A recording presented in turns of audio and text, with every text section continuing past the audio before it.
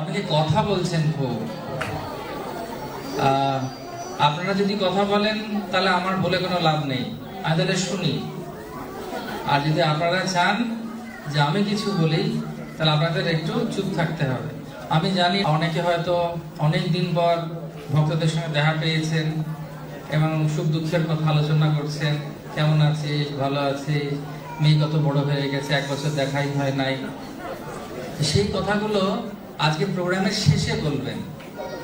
হ্যাঁ, আর বাচ্চারা যারা যারা আছে তাদেরকে একটু সামনে রাখুন, তাহলে আমরা ভালো করে শুনতে পারবো। কারণ যে যত বেশি ভালো শোনে তার তত মঙ্গল হয়, এটা ভগবান সব জায়গায় এই কথা বলেছেন। তো আপনারা কি রাজি আছেন চুপ করে থাকতে? না, আপনারা তো চুপ, কোথায় চুপ করে নেই তো, কোনো কথা বলবেন না। আমি শুধু যখন জিজ্ঞেস করব শুধু একবার হরে কৃষ্ণ বা হরি বলে উত্তর দেবেন। সবাই রাজি? মাতাজিরা একদমই চুপ করে গেছে, বলুন হরি বল। Thank you. তো আজকের একটা বিশেষ টপিকের উপর আলোচনা হচ্ছে বা বিষয়ের উপরে। সেই বিষয়টি হচ্ছে মানি ইজ হানি। তো আমি কিছুদিন আগে জগন্নাথ পুরী মন্দিরে গেছিলাম। তো ওখানে যখন গেছি তো কয়েকজন পান্ডা মাথায় বাড়ি মারে না। কারা কারা পুরী গেছেন? আচ্ছা, কারা কারা যেতে চান? আমরা সবাই যেতে চাই, জগন্নাথ স্বামী কি। তো তারা ডান্ডা মারে মাথায়, আঘাত দেওয়ার জন্য নয়, ওটা বলে যে ডান্ডা মারলে বৈকুণ্ঠের দরজা খোলে। তো যাই হোক, আর এক হাতে ডান্ডা মারে আর বাঁ হাতে দরজা খোলার জন্য কিছু দক্ষিণা চায়। তো যখন দরজা খোলার জন্য এরকম ঠাকুর মাথায় মেরেছে, দিয়ে আমাকে বলছে money money brighter than sunshine, sweeter than honey. তার বাংলা অনুবাদ হবে যে টাকা টাকা টাকা চাই, সেটা হচ্ছে সূর্যের থেকেও বেশি উজ্জ্বল আর মধুর থেকেও খুব মিষ্টি। তো সেজন্য যদি আমরা দেখি, দেখার পরিপ্রেক্ষিতে অনেকে ভাবে যে একজন ব্যক্তি কে সাকসেসফুল জীবনে। যদি জড়জগতের যে কোনো ব্যক্তিকে আপনি জিজ্ঞেস করবেন, কি জিজ্ঞেস করবেন? সুখ বা পরিতৃপ্তি বা জীবনের সাফল্য কি? তো সবাই বলবে, ম্যাক্সিমাম 90% লোক বলবে যে আমার কাছে যদি প্রচুর টাকা থাকে আর সেই টাকাটা যাতে আমি আমার নিজের ইচ্ছে মতো খরচা করতে পারি, প্রচুর জিনিস কিনতে পারি, প্রচুর জায়গায় ঘুরতে যেতে পারি, তাহলে আমি সব থেকে বেশি সুখী থাকতে পারবো, তাই না? আমার যদি প্রচুর টাকা থাকে আর সেই টাকাটা আমি নিজের ইচ্ছে খরচা করতে পারি, কেউ বলবে না আমাকে। সেটা হচ্ছে বাস্তবিক ক্ষেত্রে বর্তমান সভ্যতায় এইটাকেই বেশি প্রউৎসাহন দেয়া হয়। যদি তোমার কাছে টাকা নাও থাকে কোনো অসুবিধে নেই, ব্যাংক এসে তোমাকে লোন দেবে, ঋণ দেবে, সেই ঋণ নিয়েও তুমি আনন্দ করতে পারো। তো সেখানে বলছে, চারবাক বলে একজন ফিলোসফার আছেন। তো চারবাক ফিলোসফার তিনি বলেন, যাবৎ জীবের সুখদ জীবের ঋণম কৃত্যা ঘিতম ব্রবেদ ভস্মীভূতস্য দেহস্য কুথা পুনরাগমন। তার অর্থ হচ্ছে, যতদিন পর্যন্ত বেঁচে থাকবে এই মস্তি করে বাঁচো। তার জন্য যদি দরকার হয় ধার, টাকা নেই কোনো অসুবিধা নেই, ধার করো আর ধার করে ভালোভাবে বেঁচে থাকো আর ঘি খেয়ে থাকো। কিন্তু যারা একটু বুদ্ধিমান ব্যক্তি, যাদের বুদ্ধি আছে, তারা সবসময় জানেন যে ধার করা ভালো না, ধার করা ভালো নয়। আপনাদের কি মনে হয় ধার করা ভালো না ভালো নয়? ধার মানে হচ্ছে ঋণের বোঝা, এবং ঋণ কোনোদিন রাখতে নেই। বলা হয় 3টে জিনিসের শেষ না হওয়া অবধি শান্তি রাখা উচিত নয়, মহাভারতে বলে। একটা হচ্ছে শত্রু, দ্বিতীয় হচ্ছে আগুন, আর তৃতীয় হচ্ছে ঋণ। এই 3টে জিনিসের একদম সম্পূর্ণরূপে যতক্ষণ পর্যন্ত শেষ হচ্ছে ততক্ষণ পর্যন্ত শান্তি থেকে বসা উচিত নয় বা আরাম করা উচিত নয়। চাণক্য পণ্ডিত বলছেন, সব থেকে সুখী ব্যক্তিকে না, সব থেকে সুখী ব্যক্তি হচ্ছেন সে যার একটা খণ্ড জমি আছে যেখানে তিনি চাষ করতে পারেন, একটা দুগ্ধবতী গাভী আছে যার কাছ থেকে দুধ আনা যায়, আর যার কারোর ঋণ নেই। সে হচ্ছে সব থেকে সুখী ব্যক্তি এই পৃথিবীতে। তো সেজন্য যখন কেউ ভাবে যে টাকা কামাবার জন্যই দৌড়াবো, এটা জড়জগৎ আমাদেরকে শেখায়। জড়জগৎ যে জিনিসগুলো আজ থেকে 20 বছর আগে আমাদের ছিল না, বিজ্ঞান চায় যে এই জিনিসগুলোকে দিয়ে আমাদের অবস্থা অনেক ভালো করবে, যাতে অনেক সময় আমরা আমাদের নিজেদের জন্য দিতে পারি। যেটা আমি সবসময় বলছি, বর্তমান কালে অনেক ক্যামেরা বেরিয়েছে, ইন্টারনেট বেরিয়েছে, মোবাইল বেরিয়েছে, আপনারা সবাই রেকর্ডিং করছেন। কেন রেকর্ডিং করছেন? যাতে আমি যদি ভুলে যাই অন্তত আরেকবার দেখতে পাবো, ঠিক আছে। কিন্তু এই যে গেজেটস গুলো বা যন্ত্রগুলো বেরিয়েছে, এই যন্ত্রগুলো আমাদেরকে আরাম দেওয়ার জন্য বেরিয়েছে, কিন্তু আমাদের কি আরাম দিচ্ছে? আমরা এই যন্ত্রের আগের কথা চিন্তা করুন। আগেকার দিনের ফোনটা মনে আছে, যে ফোনটা ঘোরাতে হতো, মনে আছে?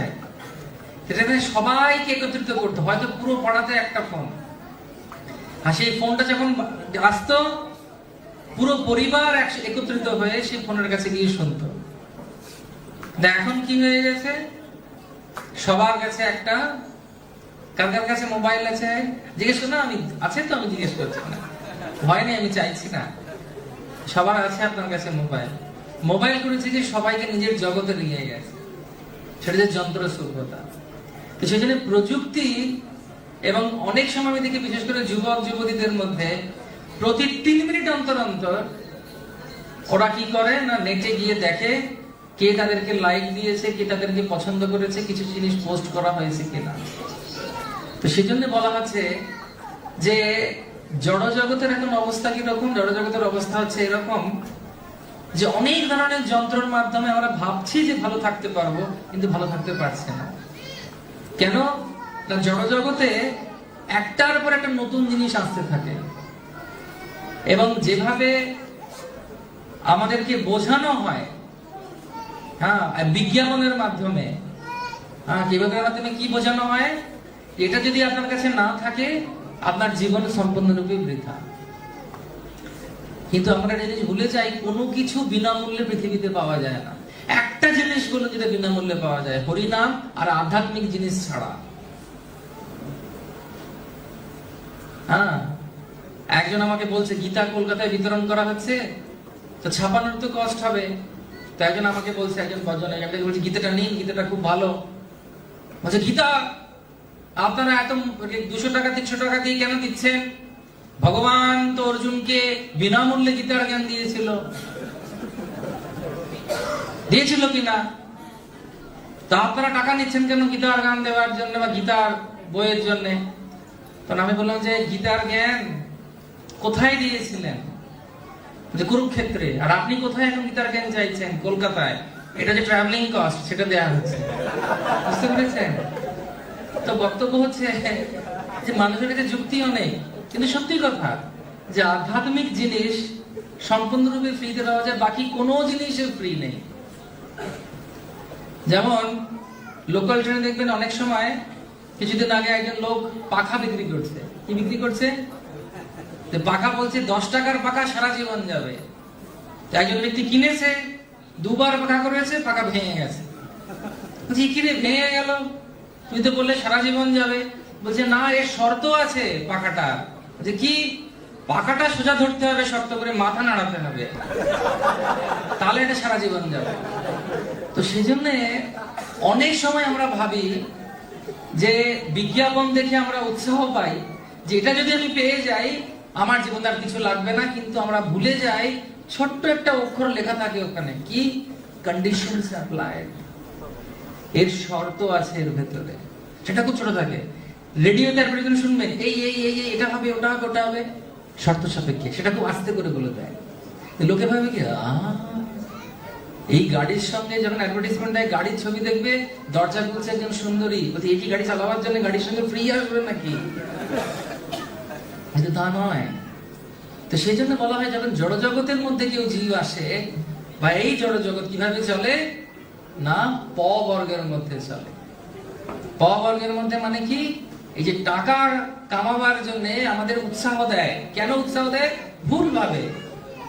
কারণ টাকা সবকিছু আনতে পারে না, সুখ আনতে পারে না, আনন্দ আনতে পারে না। সে সম্পর্কে আমরা পরে আলোচনা করব। আমরা যদি ভাবি যে এই অ্যাডভার্টাইজমেন্ট বা বিজ্ঞাপন দেখে লোকের ছুটছে ওর পেছনে। তো একটা রাজা একবার বলেছে আমার অনেক জমি আছে, যে সূর্যোদয় থেকে সূর্যাস্ত অব্দি দৌড়াবে তার পেছনে পতাকা নিয়ে আমার সেনারা দৌড়াবে। সূর্যোদয় থেকে দৌড়ানো শুরু হবে এবং বৃত্তাকারে যে জায়গাটা সে দৌড়ে আসতে পারবে, যতটা জায়গা সে দৌড়াতে পারবে সে জায়গাটা তার, সূর্যাস্তের মধ্যে ঘুরতে হবে। ভালো না? তো লোক দৌড়া শুরু করেছে, ready on your mark get set go. দৌড়াতে শুরু করে 100 জন দৌড়াচ্ছিল।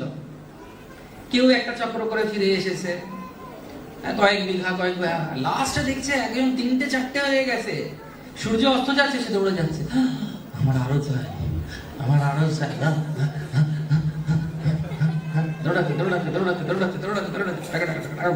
ঘোড়া ক্লান্ত হয়ে গেছে, ঘোড়াতে যে দৌড়াচ্ছিল তারা ক্লান্ত হয়ে গেছে, ঘোড়া ক্লান্ত হয়ে গেছে, এ দৌড়াচ্ছে কেন? আরো চাই, দাও দাও আমাকে দাও, দিতে থাকো দিতে থাকো। এটা লোভের মতো। ঘোড়ার সামনে একটা গাজর ঝুলছে গাধা, আর এই গাজরটাকে দেখে ভাবছে যে না না না না এটা আমি ঠিক পেয়ে যাবো, কিন্তু গাধার উপরে যে বসেছে সে আঁকশি দিয়ে ধরে আসে সেই গাজরটা, বলছে আরেকটু গেলেই পাবো, আরেকটু গেলেই পাবো। দৌড়াচ্ছে দৌড়াচ্ছে তো দৌড়াচ্ছে, দৌড়ে দৌড়ে দৌড়ে যখন সে সীমার শেষে এসে পৌঁছেছে সূর্যাস্তের সময়, ওখানে ওর প্রাণ ত্যাগ হয়ে গেছে। সে আর এনজয় করতে পারল না, সে আর যে জমিটা দৌড়ে পেল সে আর পেল না। তো সেজন্য বলা হয় অপবর্গের ফলে, অপবর্গ হচ্ছে কি না ধর্ম, ধর্মস্যই অপবর্গস্য। তো পবর্গ মানে কি, যে দৌড়ানো আরো চাই, মানি ইজ হানি, এটা ভুল ধারণা।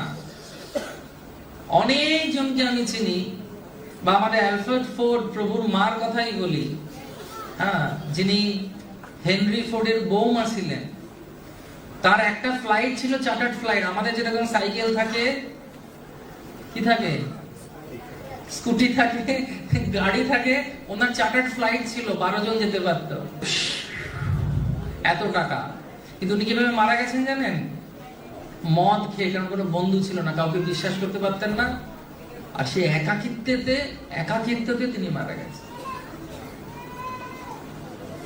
জেনেছে কি, একজন অনেক বড় ধনী ব্যক্তি ছিলেন, সে ধনী ব্যক্তি রাত্রেবেলা নিজের জমি দেখতে যেতেন, জমিদারি, সবাই ঘুমোচ্ছে, শেয়ার লাগছে, আরো জেগে আছে, আমার জমিতে কেউ ঢুকছে না। তো রোজ যখন জমিতে এসে ঘুরতে যেত তার নায়েবকে নিয়ে রাত্রেবেলা, একটা দুটো, একটা ছোট্ট চাষার বাড়ি তার পাশে ছিল, সে চাষার বাড়ি থেকে একটা আওয়াজ আসতো, 4 জন চাষা, চাষার বউ, চাষার ছেলে আর চাষার মেয়ে কি করছে, কি আওয়াজ আসছে,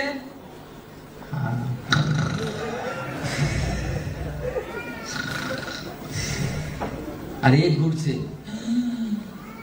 তখন ওর খুব হিংসে হতো এই চাচাটাকে দেখে, যে এর ঘুম আমি ভাঙাবো কেমন করে। তো নায়ক বলছে বেশি কিছু নয়, 99টা সোনার মোহর দিন, এর ঘুম আমি উড়িয়ে দেবো। তো পরের দিন সকালবেলা করেছে কি, ঘুম থেকে ওঠার আগে সে চাষার বাড়িতে এই নায়ক করেছে কি কি নিয়ে,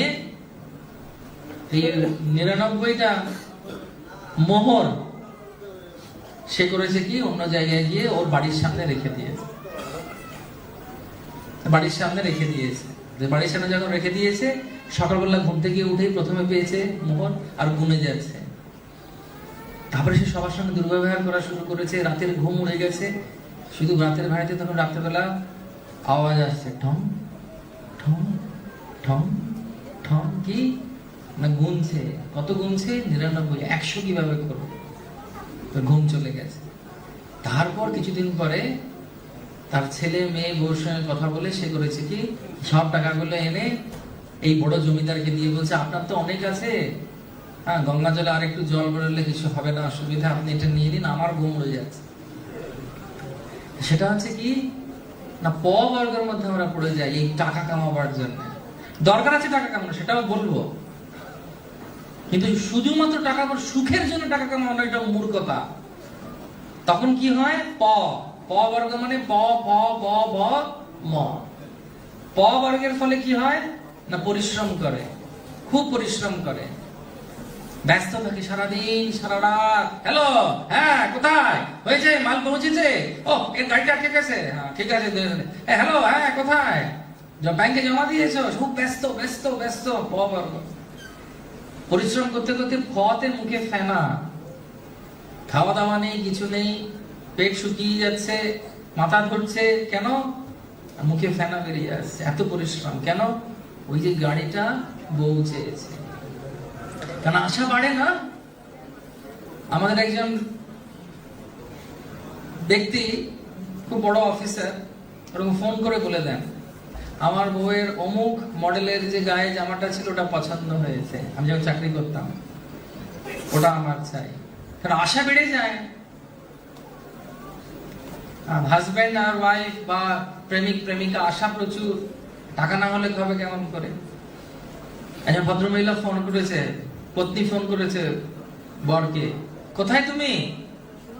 বর বলছে, কালকে মনে আছে গত সপ্তাহে আমরা ঘুরতে বেরিয়েছিলাম? বলছে হ্যাঁ। সেই হীরের গয়নার দোকানটার কথা মনে আছে? বলছে হ্যাঁ মনে আছে। যে তোমার একটা গয়না পছন্দ হয়েছিল? হ্যাঁ বলো না, মনে আছে আমার দোকানটা। বলছে ওর পাশে দাঁড়িয়ে চা খাচ্ছি।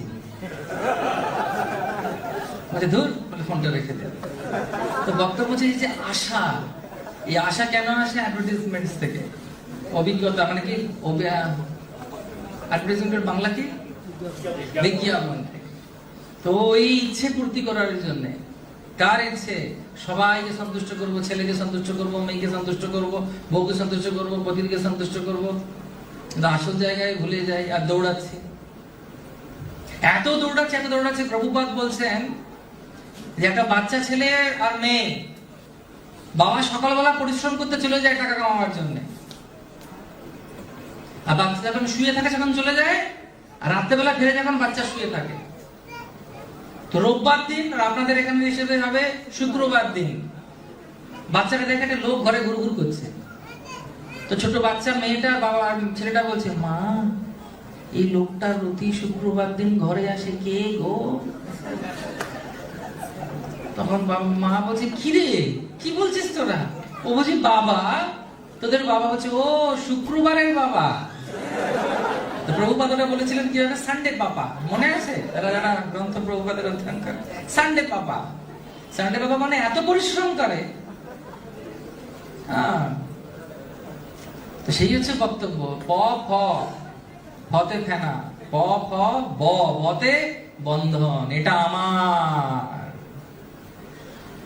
আমি করেছি এটা, অহম মমেতি মামকা পাণ্ডবাশ্চৈব, আমি আমার, মে মে মে মে মে কে করে? ছাগল। যখন তুলো ঝাড়া হয়, যখন ছাগল বেঁচে থাকে তখন ম্যা ম্যা করে, ম্যা ম্যা ম্যা ম্যা, আমি আমি আমি আমি।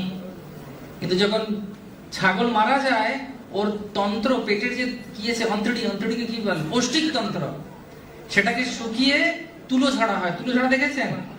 তুলো ঝাড়ে না, লেপ কম্বল তৈরি করার সময় তুলো ধনে, ওটা ছাগলে নাড়ি দিয়ে ধনে। তখন আওয়াজ কি বেরোয় জানেন? তুম তুম তুম তুম তুম, মানে তুমি তুমি তুমি, আমি নয় কৃষ্ণ, তুমি তুমি তুমি। বেঁচে থাকলে কি বলে? ম্যা ম্যা ম্যা। মরার পর আওয়াজ কি আসে? তুম তুম তুম তুম তুম। তো প ফ ব ভ, ভতে মনে হচ্ছে কি ভয়, আমার নিয়ে নেবে না তো কেউ, হে নিয়ে নিল, ও নিয়ে নিল। ছোট ছোট জিনিস, এই পাশের পুঁই শাকের ডাল আর লাউয়ের ডাল ওইদিকে পড়েছে, মারছেন কতটা পানা নিয়ে নেওয়া যায়, কেন? ওটা ওর, আমি যদি একটু তাকে ইন্দ্রিয় ভোগ করে নিই, অসুবিধা কি আছে? তুমি দেবো কেন? ওই যে প ফ ব, পতে কি? আমি একা বললে হবে না। পতে, ফতে, বতে, ভতে, ভয়ের জন্য আমরা ইন্স্যুরেন্স করি, চলে যেন না যায়, চলে যেন না যায়, চলে যেন না যায়। প প ব ভ। আর মতে তাই গৌর প্রেমানন্দ তিনি চলে গেলেন। চলে গেলেন, চলে যেতে হবে সবাইকে। কেন চলে গেলেন? কোম্পানিতে রেট পড়েছে, অনেক টাকা নিয়ে লোক পালিয়ে গেছে, এবং শেষ সময় যদি কৃষ্ণ স্মরণ না হয়, আবার পুনরপি জননম পুনরপি মরণম পুনরপি জননী জঠরে শয়নম ওই সংসারে বহু দুস্তারে কৃপা পাবে। একজন বিশাল বড় ধনী ব্যক্তি, বিশাল বড় মুদির দোকান, সে মারা যাচ্ছে। মারা যাবার সময় তার পাশে আশেপাশে লোকেরা এসেছে, বাড়ি ঘর দোর, বউ, মা বাবা সবাই আছে, মানে তার পুত্র কন্যা সব রয়েছে, জামাই। সে জিজ্ঞেস করছে, আমার চাকর রামু কোথায়? যে বাবু আমি এখানে। আমার ছোট ছেলে কোথায়? বাবা আমি এখানে। আমার ছোট বৌমা কোথায়? এই যে বাবা আমি এখানে। বলে, আরে তোরা সবাই এখানে আছিস, তাহলে দোকানে কি আছে? চুরি হয়ে যাবে তোরে। বলে মারা গেছে। আর সে দোকানের কথা স্মরণ করে মরে গেছে বলে পরের জন্মে ওই দোকানে, মুড়ি দোকানে ইঁদুর হয়ে জন্মেছে। হরি বল। জানিয়া শুনিয়া যদি বিষ খায় তাহলে কেমন করে হবে? তো সেজন্য বলা হচ্ছে ধর্মস্যহি অপবর্গস্য। ধর্মস্যহি অপবর্গস্য কথা হচ্ছে, ধর্ম কি না? আমাদের প্রকৃত ধর্ম হচ্ছে ভালোবাসা কাউকে। তো ভালোবাসা কথার অর্থ কি? কাকে ভালোবাসতে হবে? ভগবানকে ভালোবাসতে হবে। এবং ভগবানের উদ্দেশ্যে যখন আমরা কোনো কিছু করি, সেটা আমাদের প্রকৃতপক্ষে আনন্দের সুরাহা হয়। সেজন্য বলা হচ্ছে ভক্ত হিসেবেও আমাদের রোজগার থেকে যে দূরে থাকতে হবে তা নয়। আমাদের অর্থের দরকার আছে, হ্যাঁ কি না? সেই জন্য সামর্থ্যম, ভগবান ভগবদ্গীতায় বলছেন একটা শব্দ সামর্থ্যম, ব্যালেন্সিং এর দরকার। পুরো সৃষ্টি আস্তে আস্তে, পুরো সৃষ্টি চলে কিন্তু হচ্ছে ব্যালেন্সিং এ। সেজন্য ভক্তদের মাঝে অনেক সময় দেখা যায় কেউ খুব বেশি রোজগার করার জন্য দৌড়াচ্ছে, আর কেউ খাবিয়ে ছেড়ে দিয়ে বলছে না না আমি আর গৃহস্থ হব না, বা গৃহস্থ কি হবে, সব ছেড়ে দিয়ে আমি মানে সব ছেড়ে দিয়ে কি ভক্ত হয়ে গিয়ে একেবারে জঙ্গলে গিয়ে থাকবো। সেটাও দরকার নেই। আমাদের সবাইকে জিনিসটা বুঝতে হবে, আমাদের রোজগারের দরকার আছে করা, কিন্তু শুধুমাত্র রোজগারের কথা চিন্তা করলে চলবে না, কারণ আমরা ভক্তিতে এসেছি। সেজন্য প্রত্যেকটা জিনিসে ব্যালেন্স করে চলতে হবে। ব্যালেন্সের আমি একটা উদাহরণ দিচ্ছি। সূর্যের যদি খুব কাছে আমরা থাকতাম তাহলে কি হতো? পৃথিবীতে সূর্যের খুব কাছে থাকতো, কি হতো? সূর্যের খুব খুব কাছে থাকলে কি হতো পৃথিবীর অবস্থা? আমরা পুড়ে যেতাম। আর যদি খুব দূরে থাকতাম কি হতো? আমরা শীতল হয়ে ঠান্ডা হয়ে মারা যেতাম। এমন একটা জায়গায় আমরা আছি ব্যালেন্স করে, যার মাধ্যমে আমরা ভালোভাবে বেঁচে থাকতে পারছি। সমুদ্র কত দূর আছে? তত দূর বেঁধে দেওয়া হয়েছে প্রকৃতির থেকে, তার বেশিও আসবে না, তার কমও আসবে না। ঠিক সেরকম ভাবে যখন আমরা ভক্ত হয়েছি, আমাদের সবকিছু অ্যাডজাস্টমেন্ট করতে হবে ভক্তিকে ঠিক রেখে। কোন সময় আমরা জপ করছি, কোন সময় আমরা ভগবানের গ্রন্থ অধ্যয়ন করছি, কোন সময় আমরা আরতি করছি, কোন সময় আমরা ভগবান সম্পর্কে সেবা করতে আসছি, সেটা ব্যালেন্স রাখতে হবে।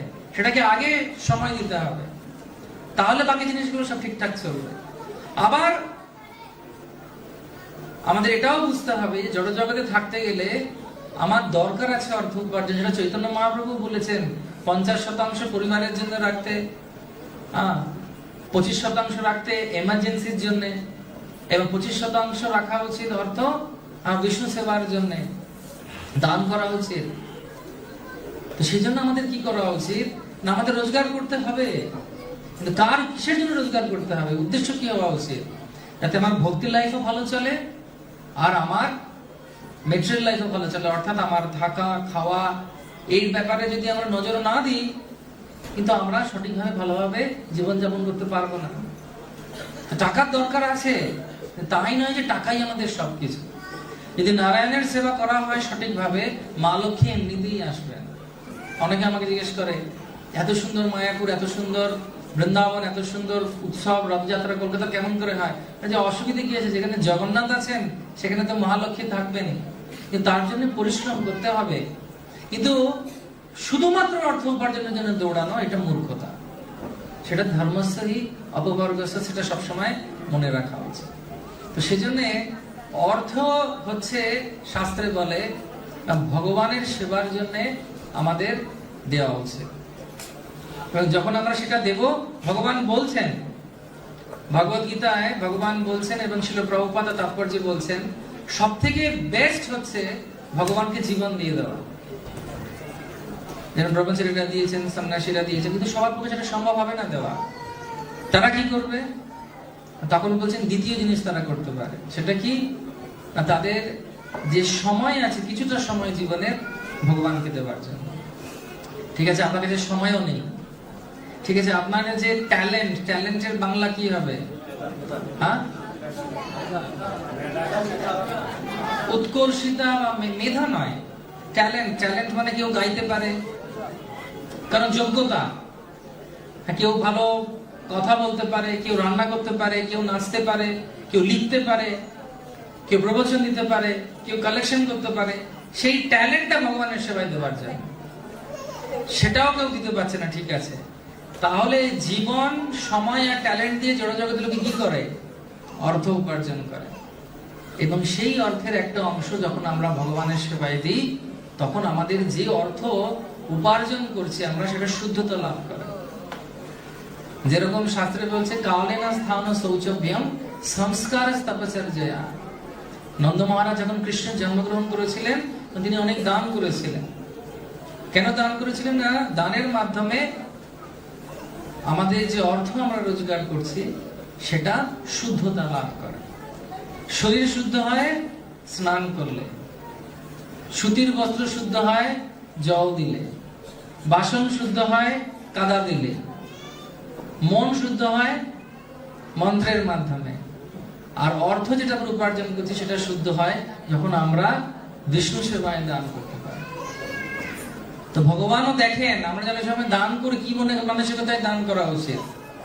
এই মানসিকতায় দান করা উচিত যেরকম বলি মহারাজ দিয়েছিলেন। কিরকম দান করা উচিত? না, ভগবান দেখেন না যে আপনি কি দিচ্ছেন, ভগবান দেখেন না যে আপনি কি দিচ্ছেন, ভগবান কি দেখেন? যে আপনি কি রেখে দিয়েছেন আপনার কাছে, কোনটা দিলেন না। রামায়ণে তার উদাহরণ আছে রোমপাদ মহারাজ। কারণ রামায়ণ শুনেছিলেন, 3 দিনের রামায়ণ হয়েছিল। রোমপাদ মহারাজ তিনি একজন ব্রাহ্মণকে দেবার সময় চিন্তা করলেন, আরে এই ব্রাহ্মণ এত বড় হিরে নিয়ে কি করবে, তুমি রেখে দিয়ে ছোট হিরে দিয়েছিলেন, কিন্তু তাতে তার পরবর্তীকালে অসুবিধা হয়।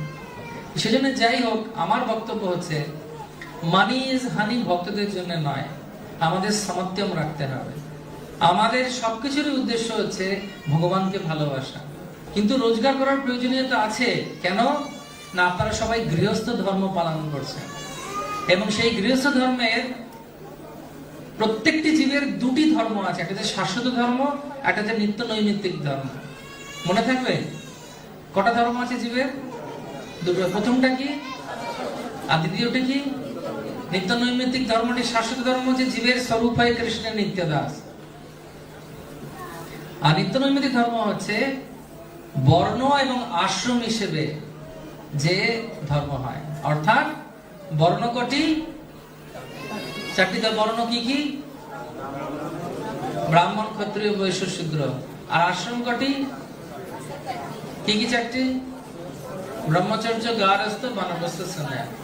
এই 4টে ধর্ম, 4টে যে বর্ণ এবং আশ্রম, তারও একটা ধর্ম আছে। সেজন্য যেহেতু আপনারা গৃহস্থ, আপনাদেরকে পরিবার পরিজনদেরকে রক্ষা করতে হবে, এবং তার উপরে আপনাদেরকে ভগবানের সেবার জন্যও সম্পূর্ণরূপে তৈরি থাকতে হবে। এটা হচ্ছে proper balancing. Too much of everything is not good. সব মাত্রায় বেশি মাত্র করা উচিত না। এমন পরিশ্রম করলেন শরীর অসুস্থ হয়ে গেল, তাহলে সেবা করবেন কেমন? অনেক সময় আমি দেখি আমাদের আশ্রমেও ব্রহ্মচারীরা বা সন্ন্যাসীরা বা গৃহস্থ প্রভুরা বা গৃহস্থ মাতাজিরা প্রচুর পরিশ্রম করেন, তারপরে একদম অবস্থা খারাপ। তা আমি এদেরকে একটা কথাই বলি যে এমন ভাবে চালান এতে অনেক দিন অব্দি আপনি চালাতে পারবেন সুস্থ থেকে। তো সেজন্য আমাদের এই জিনিসটা খুব ভালো করে শিল প্রভুপাদও বলেছেন, যে আমাদের প্রভুপাদ একজনকে বলছেন, প্রভুপাদকে একজন জিজ্ঞেস করেছে, প্রভুপাদ আমি কি গণেশ রাখতে পারি বাড়িতে? কারণ প্রভুপাদ মজা করে বলছেন, কেন তুমি কি ব্যবসায়ী? বলছে হ্যাঁ আমি ব্যবসায়ী। তখন তিনি বলছেন ঠিক আছে, তুমি গণেশ রাখতে পারবে যদি তোমার রোজগারের 50% আমাকে দাও তাহলে। হরে কৃষ্ণ। এখন তার মানে এই নয় যে আমরা সেটা করব, কারণ প্রভুপাদের কথা আলাদা। কিন্তু আমাদের কি করা উচিত না, আমাদের নিজেদের জীবনের এই সমত্বম বা সমতুল্যতা, এই ব্যালেন্সটা ভক্তি এবং জড় জগতের সঙ্গে যতটুকু আমাদের ডিল করতে হচ্ছে সেটা যেন ঠিক থাকে। আমি কালকে বলছিলাম যে চাণক্য পণ্ডিত বলেছেন একটা খুব সুন্দর শ্লোক। সেই শ্লোকে বলছে, চাণক্য পণ্ডিত বলছেন, চলত চিত্তম চলত বিত্তম চলত জীবন যৌবনম চলত ইদম সর্বম কীর্তির যস্য সজীবতি। পৃথিবীতে সবকিছু হচ্ছে ক্ষণভঙ্গুর, সব সে চলে যাবে, সব ক্ষণস্থায়ী। চলত চিত্তম, চিত্ত চঞ্চল। চলত বিত্তম, বিত্তম মানে টাকা পয়সা। চলত চিত্তম চলত বিত্তম চলত জীবন যৌবনম, জীবন এবং যৌবন এটাও চলে যাবে, সেটাতে সবসময় থাকবে না। চলত চলত ইদম সর্বম, সবকিছু চলে যাবে, থেকে যাবে একটা কি, কীর্তির যস্য সজীবতি। কীর্তি যদি বড় কিছু করে যায় ভগবানের জন্য, সেটা আমাদের কাছে থেকে যাবে। যেরকম আমি ইন্ডিয়াতে, ভারতবর্ষে দেখি, সবাই জানে রামায়ণের রামের মন্দিরের থেকে হনুমানের মন্দির বেশি। কেন? তিনি যে সেবা করেছেন সেটা ভগবান সেইভাবে তার সঙ্গে আদান প্রদান করেছেন। মহাপ্রভু চাইলে প্রচার করতে পারতেন বিদেশেও, কিন্তু মহাপ্রভু করেননি। কার জন্য করেননি না, শিল প্রভুপাদের জন্য সেটা রেখেছিলেন। যদি পাপী দেশ ছেড়ে দূর দেশে যায়, মোর সেনাপতি ভক্ত পাঠাবো তথায়। আর তার সেই কাজ, তার শিষ্য বৃন্দরা, অনেক গুরু বৃন্দরা, অনেক সন্ন্যাসী বৃন্দরা, অনেক প্রভু বৃন্দরা, প্রভুপাদের ডিসাইপলস এরা কি করছেন না, তারা এই কাজটাকে এগিয়ে, কীর্তিকে এগিয়ে নিয়ে যাচ্ছে। যে উদ্দেশ্যে জড় জগতের লোক টাকা রোজগার করে, সেই একই উদ্দেশ্যে প্রেম দিয়ে অর্থ উপার্জন করে গৌরনিতায়ের সেবাতে আপনারা দিন দেখবেন, আপনারা নিজেরা খুব আনন্দ থাকতে পারবেন। তার কারণ ছিল প্রভুপাদ একবার যখন জুহু মন্দির তৈরি হচ্ছিল, সেই সময় ওখানকার কিছু ওয়েল উইশার্স যারা প্রভুপাদকে খুব ভালোবাসতেন, রাধা রাসবিহারীর জন্য দিয়েছিলেন দান। এবং শুধু তাই নয়, যিনি আর্কিটেক্ট বানাচ্ছিলেন তাদের সবাইকে প্রভুপাদ ডেকেছেন, এবং প্রভুপাদ ডেকে বলছেন যে তোমরা এখানে আমাকে সাহায্য করো রাধা রাসবিহারীর মন্দির তৈরি করার জন্য, রাধা রাসবিহারীর জন্য ঘর তৈরি করার জন্য। আর যারা যারা এই ঘর তৈরি করতে সাহায্য করবে, আমি তোমাদেরকে বলছি, আমি শপথ নিয়ে বলছি, তোমাদের সবার জন্য গোলক বৃন্দাবনে ঘর কৃষ্ণ বাঁধতে শুরু করে দিয়েছে। সেজন্য আমরা ভাবতে পারি যে আরে আমি কি পারবো, কেন পারবো না, নিশ্চয়ই পারবো। মায়াপুর মন্দির কেমন করে তৈরি হয়েছে, বৃন্দাবন মন্দির কেমন করে তৈরি হয়েছে, ষড়কর্ষবিদা বৃন্দাবনে আজ আমরা ঘুরতে যাই, কেমন করে তৈরি হয়েছে, সব দানে তৈরি হয়েছে। এক বিন্দু বিন্দু করে সমুদ্র তৈরি হয়। সেজন্য আসুন এই সুযোগটাকে গ্রহণ করুন, আপনারা কীর্তিমান হবেন। যার কাছে যা আছে, যা সামর্থ্য আছে, তুমি মাথার মধ্যে থাকতে পারে প্রশ্ন, এটা অসুবিধা, যে অসুবিধা হচ্ছে, সব অসুবিধা কেটে যাবে। কিন্তু যদি আপনারা সবাই মিলে একত্রিত ভাবে এই সুন্দর মন্দির তৈরি করার জন্য এগিয়ে আসেন, এবং সেটাই হবে আমাদের প্রপার ব্যালেন্সিং। কি ব্যালেন্সিং না, আমাদের চাকরির জীবন বা এই জীবন, তার সঙ্গে সঙ্গে ভক্তির জীবন, দুটোই দরকার আছে। এবং প্রত্যেক ক্ষেত্রে সেই জায়গাটাকে যেখানে আমরা ভগবানকে সম্পূর্ণরূপে জীবনের প্রকৃত উদ্দেশ্য মেনে চলবো পাণ্ডবদের মতো, তাহলে আমাদের কোনো অসুবিধা হবে না। আমি শ্রী গৌরনিতাই জগন্নাথ বলদেব সুভদ্রার কাছে প্রার্থনা করি যে আপনারা যেন সবাই ভালো আনন্দ নিয়ে আসে আপনাদের জীবনে, আপনারা খুব ভালো থাকবেন, আরো প্রচার হোক, এবং আপনারা যাতে খুব তাড়াতাড়ি এই মন্দির তৈরি করে গৌরনিতাইকে এবং জগন্নাথকে নিয়ে আসতে পারেন সেই মন্দিরে, সেই প্রার্থনা রেখে আমি আমার বক্তব্য এখানে শেষ করলাম। হরে কৃষ্ণ।